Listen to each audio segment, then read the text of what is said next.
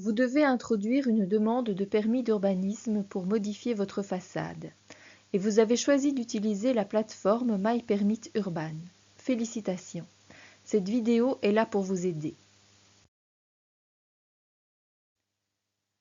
Si vous choisissez d'introduire votre demande comme personne physique, cliquez sur la tuile au nom d'un citoyen.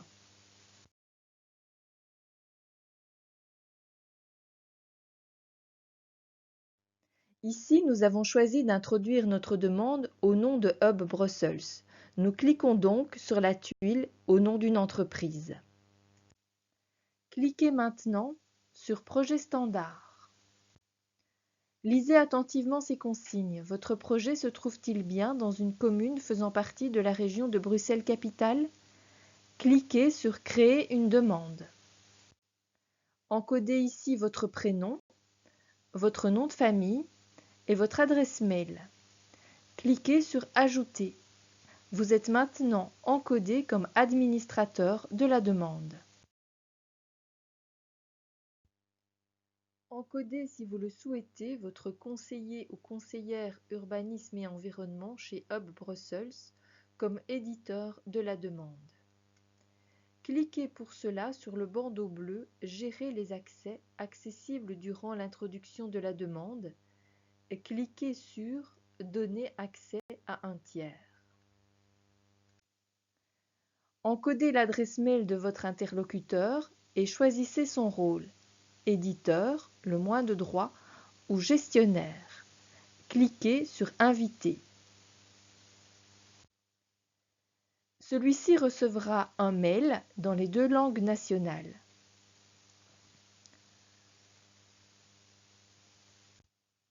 Vous voyez que votre demande est partie.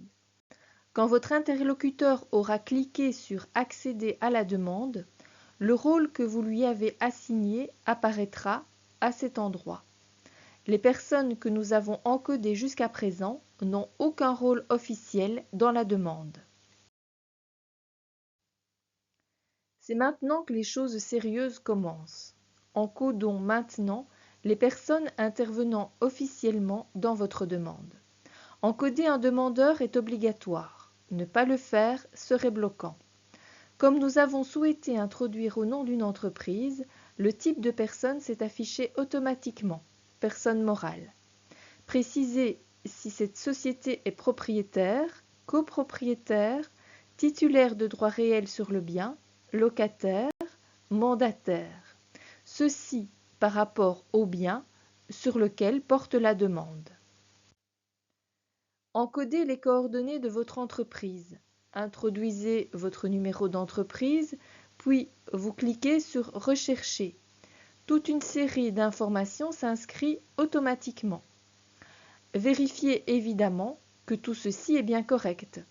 Le numéro d'entreprise est pour le moment obligatoire pour introduire votre demande de permis d'urbanisme pour le compte d'une entreprise.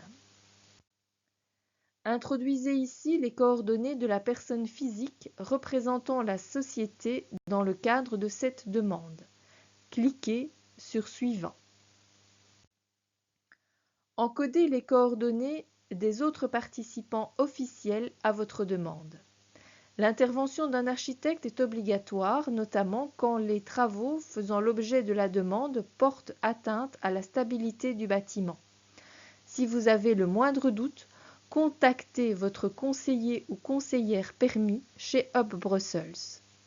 Encodez une personne de contact si vous souhaitez que l'administration s'adresse à une autre personne que celle reprise au slide précédent. Pour votre information, voici les différents statuts des intervenants dans une demande de permis d'urbanisme. Vous retrouverez ce tableau dans les FAQ de la plateforme. Vous êtes administrateur, c'est vous qui aurez le plus de droits sur la demande. Vous pouvez associer à votre demande comme éditeur ou gestionnaire toute personne prête à collaborer avec vous dans le cadre de cette demande. Éditer la demande sous-entend avoir la possibilité de la modifier. C'est fini pour les personnes concernées par la demande. Passons à votre projet maintenant. Donnez-lui un petit nom. Comment en parlez-vous avec vos collaborateurs? Ce n'est pas un cadre obligatoire, cela vous servira à différencier vos demandes sur la plateforme, si vous en introduisez plusieurs différentes par exemple. Pensez aussi à votre conseiller ou conseillère chez Hub Brussels qui suit beaucoup de dossiers simultanément. Répondez à la question. Attention, commencer des travaux soumis à permis sans avoir obtenu celui-ci, c'est une infraction et les frais de dossier seront souvent plus élevés. L'idéal est de pouvoir cocher non. Énumérez ensuite les travaux que vous souhaitez réaliser et qui nécessitent un permis d'urbanisme.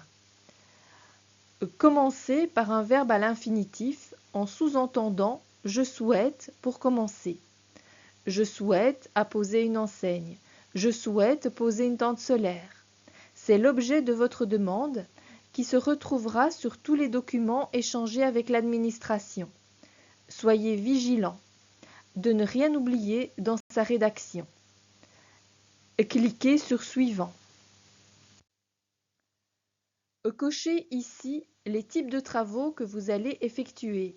C'est la traduction urbanistique de l'objet de votre demande. Pour les simples modifications de la façade que nous envisageons, la tente solaire, le volet déroulant, aucun architecte n'est requis. Nous cochons donc la deuxième ligne. Pour les enseignes, cochez le 7e point et précisez le nombre d'enseignes. Certaines communes vous demanderont d'introduire 2 demandes distinctes pour les travaux d'une part, pour l'enseigne d'autre part.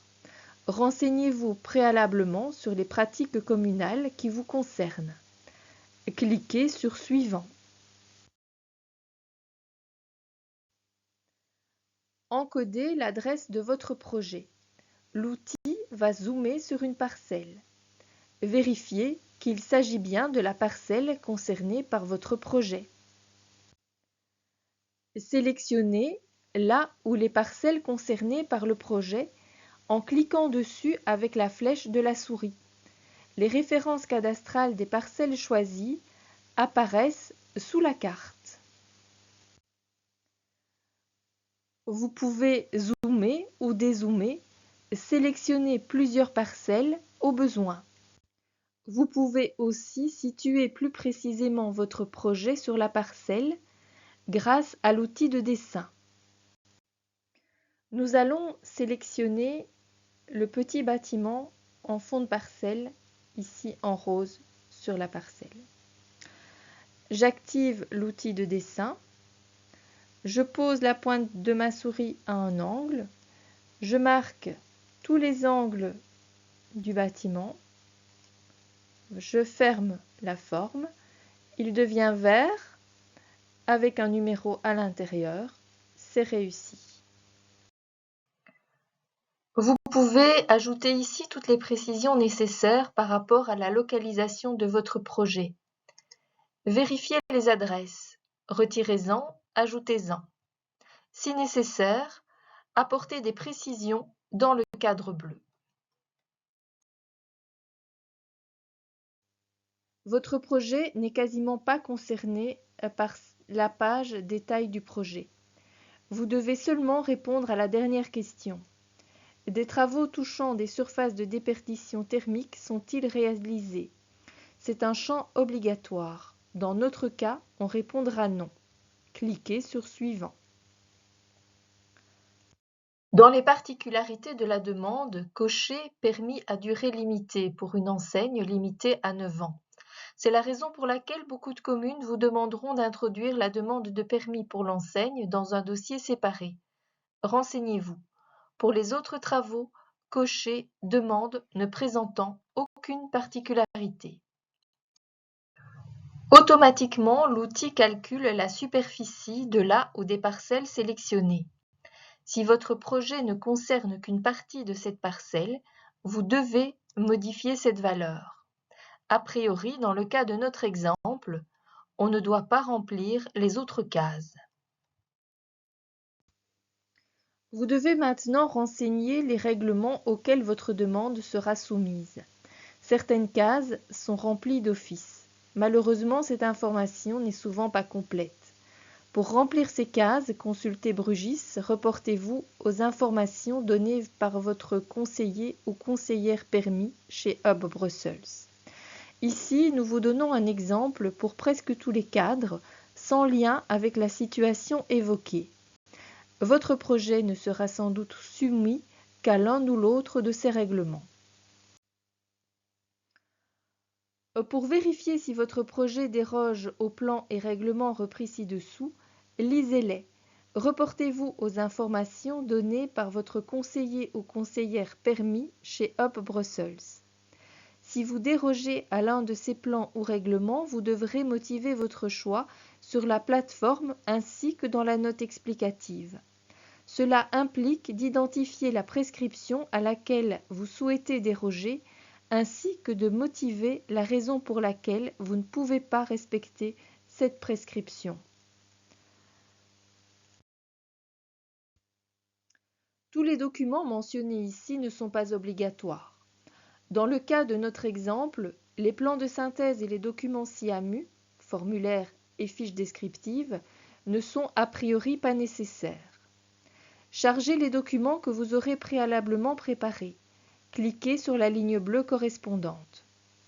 Vous n'êtes pas obligé de charger tous les documents en même temps. Au moins un document doit être joint pour pouvoir avancer. Vous pourrez y revenir si nécessaire.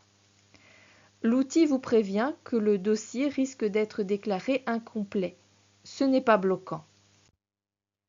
Parmi les documents supplémentaires, seule la preuve de paiement des frais de dossier vous concerne. Chargez ces documents que vous aurez préalablement préparés. Pour le montant des frais de dossier et les modalités de paiement, contactez préalablement l'autorité qui délivrera le permis, commune ou région.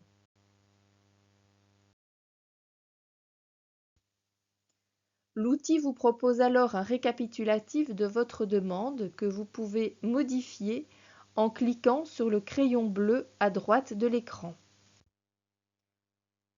Enregistrez votre demande si elle n'est pas encore finalisée, ou passez à l'étape de la signature en cliquant sur le bouton correspondant dans le bas du récapitulatif. Vous pouvez télécharger votre demande de permis mise en page sur le formulaire officiel, l'annexe 1.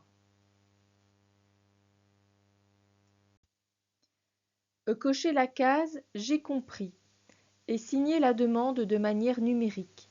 Soyez vigilant, une fois que la demande est signée par l'un des intervenants, il n'est pas simple de la modifier. Cliquez sur « Envoyer la demande ». C'est fini pour la troisième et dernière partie, finalisation de la demande. Votre demande est envoyée, félicitations. Dans les prochains jours, l'administration concernée, régionale ou communale, reviendra vers vous avec une attestation de dépôt disponible sur votre interface MyPermit dans la section « Mes courriers » de la demande en question. Bonne chance!